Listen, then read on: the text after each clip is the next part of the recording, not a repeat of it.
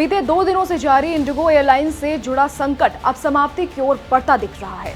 लगातार कैंसिल हो रही उड़ानों, देरी और एयरपोर्ट पर यात्रियों की बढ़ती परेशानियों के बीच नागरिक उड्डयन महानिदेशालय यानी डीजीसीए ने वो विवादास्पद आदेश वापस ले लिया है जिसने इस पूरे घटनाक्रम को जन्म दिया था। जी हाँ, ये फैसला ऐसे वक्त में आया है जब केंद्र सरकार भी स्थिति पर नजर रखे हुए थी और एयरलाइंस सेक्टर में बढ़ती अफरा तफरी को लेकर चिंता बढ़ रही थी। नागरिक उड्डयन मंत्री राम मोहन नायडू ने शुक्रवार को गृह मंत्री अमित शाह से मुलाकात की और इंडिगो संकट से जुड़ी पूरी स्थिति का विस्तृत विवरण उनके सामने रखा।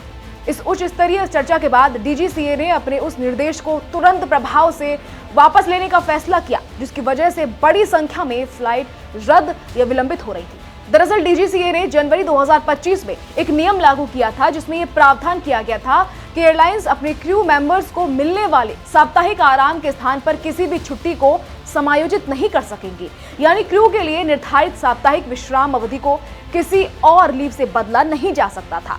ये नियम डीजीसीए 021 FSD दिनांक 20 जनवरी 2025 के तहत लागू किया गया था, लेकिन एयरलाइंस और एविएशन इंडस्ट्री विशेषज्ञों का कहना था कि ये नियम अचानक लागू कर दिया गया, जबकि इसके लिए क्रू रोस्टर को दोबारा तैयार करने और जनशक्ति प्रबंधन में व्यापक बदलाव की आवश्यकता होती है। इंडिगो, जिसके पास देश में सबसे बड़ा बेड़ा और सबसे ज्यादा उड़ानें हैं, इस नियम से सबसे ज्यादा प्रभावित हुई है।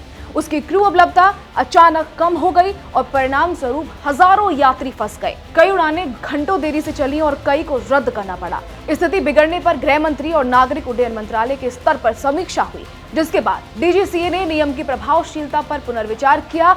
अब यह स्पष्ट कर दिया गया है कि क्रू रोस्टरिंग से जुड़ा यह संशोधन तुरंत प्रभाव से हटाया जा रहा है, ताकि एयरलाइंस अपने क्रू प्रबंधन को लचीले तरीके से संचालित कर सके और परिचालन सामान्य हो सके। डीजीसीए के आदेश वापसी के बाद उम्मीद है कि इंडिगो सहित अन्य एयरलाइंस अगले कुछ घंटों से लेकर 1-2 दिनों के भीतर अपनी उड़ानों का संचालन सामान्य कर देंगी और यात्रियों को राहत मिलेगी।